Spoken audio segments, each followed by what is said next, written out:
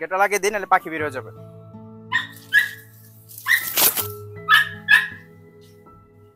এই যে গিনিপিগ গুলো।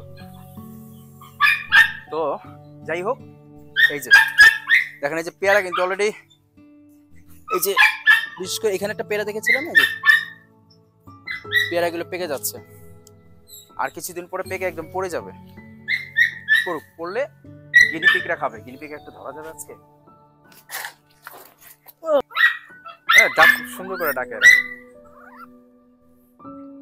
গিনিপিগগুলো হচ্ছে এই বাঁশ গাছটা গিনিপিগদের জন্য সবচেয়ে বেস্ট হয়েছে, কারণ হচ্ছে রোদ বৃষ্টি দুনোটা থেকেই ওরা আসলে সেফ থাকে।